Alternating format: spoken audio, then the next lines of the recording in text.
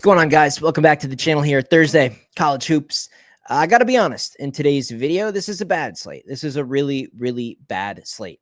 These games stink. I mean, let's just be honest.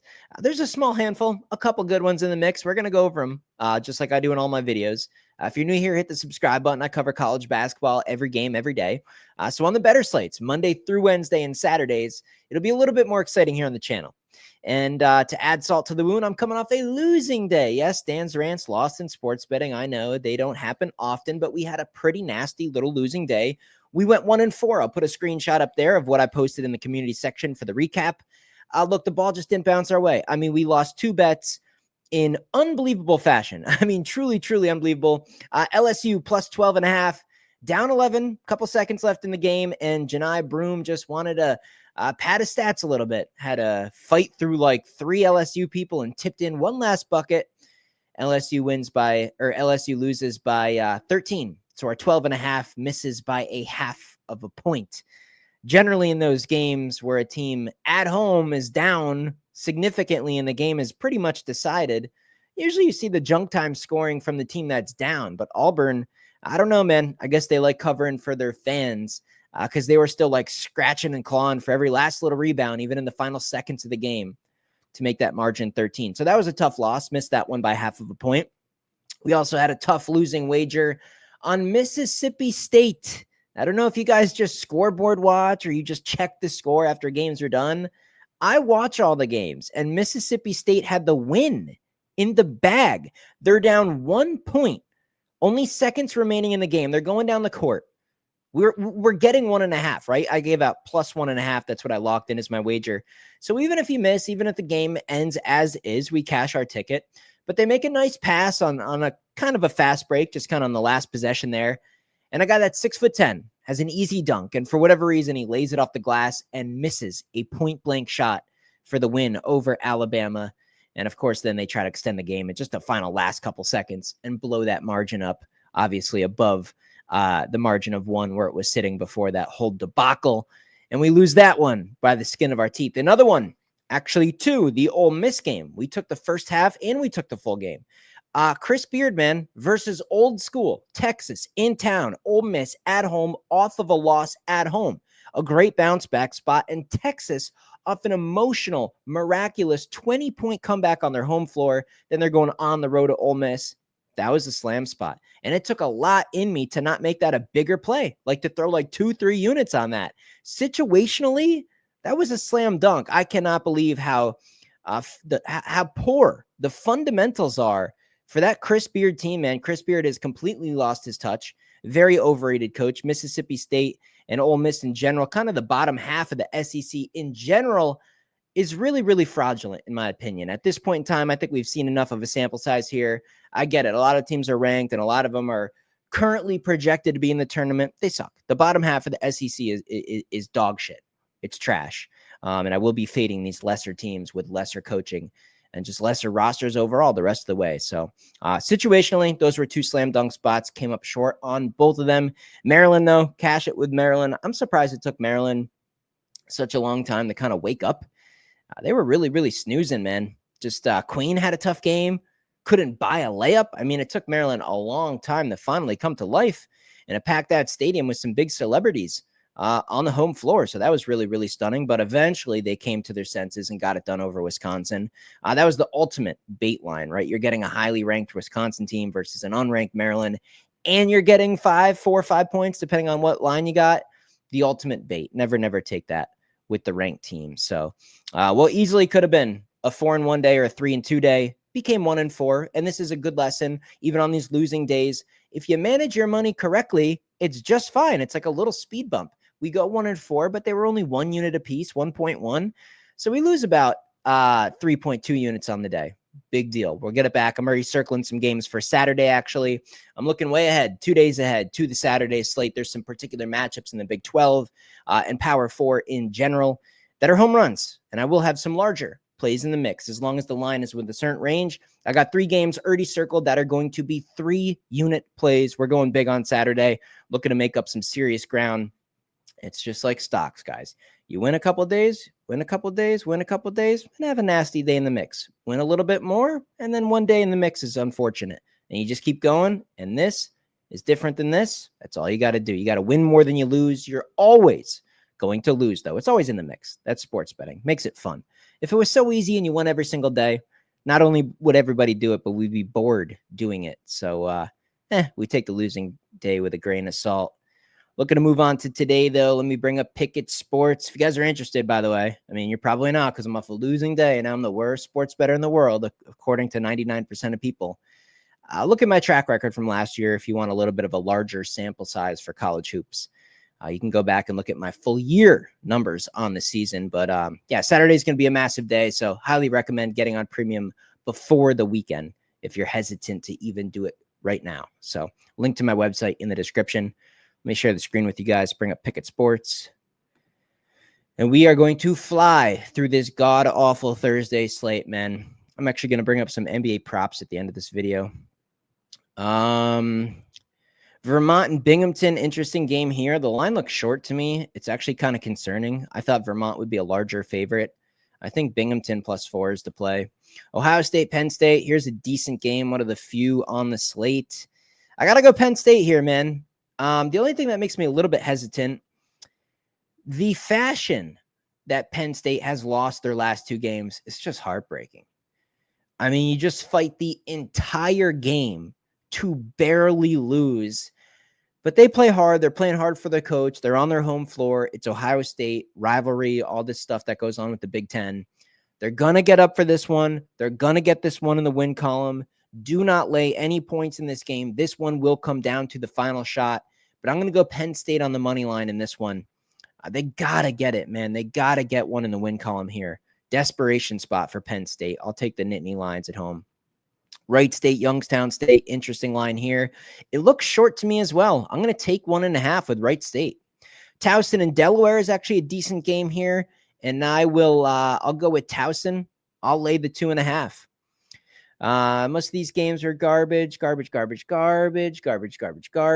waste your time. Don't waste your money. The volatility is off the charts. Who knows? High school teams. St. Francis and Mercyhurst. This one kind of stuck out a little bit to me. Give me Mercyhurst. I'll take the 2.5. Wagner and Stonehill. That's actually a decent one as well. I'll go ahead and take 3.5 with Wagner there. Central Connecticut is actually a decent game as well, playing Long Island. And I'll lay the points, man. Long Island has overachieved this year by a pretty significant margin. The location of where this game's being played is a little bit concerning going against the Sharks in this spot. But 3.5 is still reasonable. Central Connecticut, significantly better team. I'll lay the 3.5 with them. New Mexico State, Middle Tennessee. Interesting game here. If you could switch the locations, I'd be all over New Mexico State, but I think I got to lay the 6.5 in that one. Tennessee Tech, Morehead State, UTEP and Western Kentucky. Nothing's really sticking out too much. Garbage. Illinois and Nebraska. We got some kind of conflicting styles in this one. And actually, let me pop back up over here. We're going to throw this up on the whiteboard today, guys. Nebraska +4.5 is my whiteboard winning free pick. I didn't have one yesterday's slate. I couldn't really find one I liked. I liked the games that I was actually going to bet in premium, but I couldn't really find a game that I thought was worthy of the whiteboard. This one, maybe I'll bet it, maybe I don't. I don't even know what I'm going to bet for premium here on this Thursday. I might not even bet in premium on Thursday. I don't force my action on spots that I'm not super confident in. But I like Nebraska here. I don't even like them to win. I like them to cover. I know that sounds dumb. The spread's 4.5. Nebraska's not a good team, guys. They're not a good team, but they've lost 6 in a row. This is college basketball. Things do even out. We got a ranked team, Illinois, off of a decent win. Now they're on the road against Nebraska. The place should be rocking. There should be good energy. Nebraska is going to be in it till the end. If they pull off the outright upset, it won't stun me. It won't shock me. They can get it done, but I do think they're at least going to cover in this game. But make no mistake about it. If these teams play 10 times in a row on a neutral court, Illinois is winning like 9 of them, 8 or 9 of them. But in this spot, in this situation, yeah, give us Nebraska. We're putting it on the whiteboard. Let's keep going down through the games. See if anything else is decent. Memphis, Tulane, 6.5, 7.5, depending on the book. I'm going to go with Tulane here, man. I don't like this Memphis team. I think they're overrated. Kind of living off reputation from the past a little bit. Cleveland State, Purdue, Fort Wayne, decent game. Cleveland State getting 4.5. Sure, sign me up for that one. Denver at home getting 4.5 versus UMKC. Interesting. I like Denver to cover that one. Idaho, Cal Poly, UC Irvine, and Long Beach. Pepperdine and San Diego. Decent game there, but both teams are so mid. It's just hard to predict. A lot of these games are true coin flips. Washington State and Pacific. I'll go ahead and take the points with Pacific. You know, Washington State kind of steps up in certain spots versus better competition. I don't want to lay double digits with them, especially away from their home court. So maybe Pacific can stay within the number there, getting 11.5 on FanDuel. Oregon, UCLA, 4.5 or 3.5, depending on what book you're using. I'll take the points with Oregon. They have looked just miserable lately. I don't know what happened to the Ducks. But UCLA, what have they won? 4 in a row? Are they starting to get to a little bit of a sell high spot? Just temporarily kind of a sell high spot? I think so, man. I don't want to lay points with UCLA against Oregon. This is a coin flip game. This should be a one-possession game. Somebody's going to win this at the buzzer. You're going to give me 4.5 with Oregon, who really needs to kind of right the ship here. Yeah, I'll go with the Ducks in this spot. Seattle and Grand Canyon, no real opinion there. Hawaii, the late night game. Hawaii getting 8.5 at home. Is that enough for UC San Diego? I don't think so. I think I'd actually lay the points in that spot. So, guys, just overall Thursday, definitely not something to write home about, right? Not something to be like extra thrilled about. But let me go ahead and bring up Outlier. Let's just run quickly through some NBA props. I'll at least give you guys something to consider for this Thursday, man. If you guys are into the NBA stuff, while I have access to Outlier, I'll show you around. Pull up NBA. Go to our filters. Do we want to highlight some games in particular? Lakers game, maybe we just avoid that one. T-Wolves Jazz, decent. Rockets Grizz, a good game. By the way, guys, I don't bet NBA until the playoffs just because it's just so erratic. But I watch all the games, man. I have been paying attention to NBA. You guys remember the NBA playoff record I put together last year. That was really historic stuff. I can't remember the winning percentage from start to finish I put together in the NBA. You can scroll back through the videos and find it yourself. Yeah, I'm really looking forward to NBA playoffs. I've been watching these teams. I feel really good about the playoffs and who I'm going to like. And I've been putting together hypothetical matchups and all sorts of stuff. So look forward to the NBA content. It is coming. And maybe I will mix in more of these prop videos, kind of like what we did at the end of NFL season. Maybe we'll do some parlays and some fun stuff. I just got to kind of figure out the days to do it. You know, maybe I will transition to NBA here on the channel for content on Thursdays and Fridays when the college hoops is just not a priority. Maybe we'll mess around with some props and stuff like that. But let's go to actual propositions because I'm not going to bet on everything here.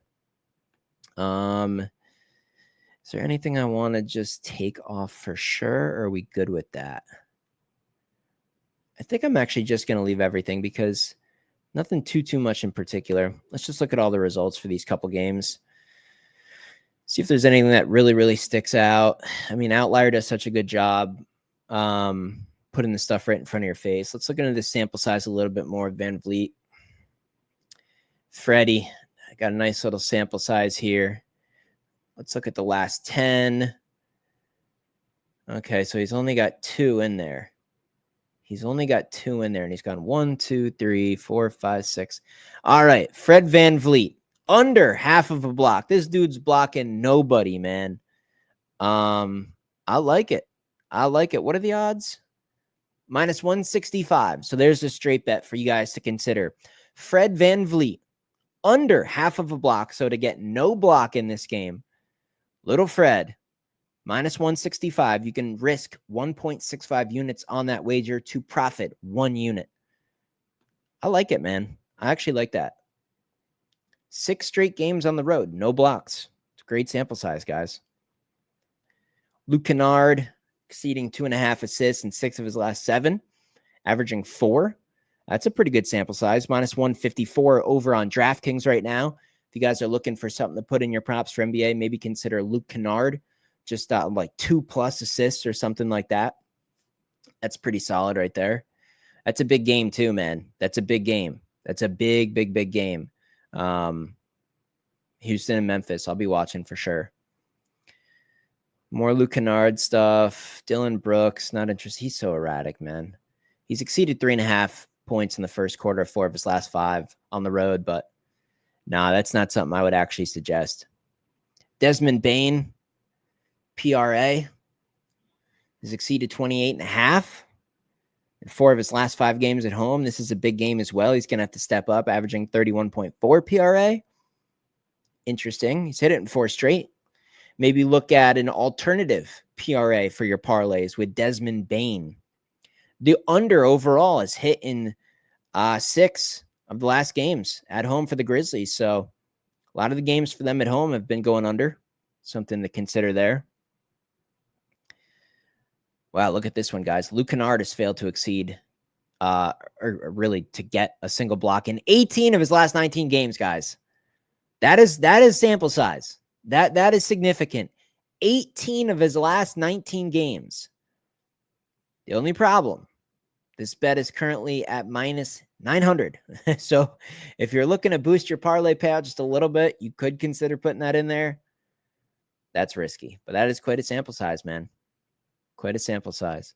I just kind of wanted to run through a couple of these guys. If you're looking to actually spend a lot more time on Outlier, it's free, man. I do have a link in the description. You guys can get on this platform for an entire week for free, completely for free. If you haven't made a significant amount of money, if you're not thrilled with how Outlier, helped you out with your betting over that week, then just cancel, but you can get a free subscription on here. You can get access to all these props. Go through all the filters, any tools you want. You can spend 10 hours on here and put together the best parlay you could possibly find to keep you occupied over the next 7 days if you want. Take advantage of it. I have a link in the description again for the free trial. Really no brainer. At least play around with it. Where'd I go? There I am. That's it. Thursday. Lame video, lame day. Everything's just kind of lame. Coming off a losing day. That's okay. You see this piece of paper? I'm ready to go for Saturday. I've been killing Saturdays. You guys have seen my last 3 Saturdays in college hoops. Is it because of the preparation I do ahead of time? Maybe. It's just a great slate. Tons of games, the best conferences, the best matchups. We're going to crush Saturday again. That's my main focus right now. The next 2 days, today and Friday. We'll see. Might have a little action. We'll probably find a couple wagers to take advantage of that have a little bit of value for us. But the main focus right now is absolutely going fucking off on Saturday. See you in the next video.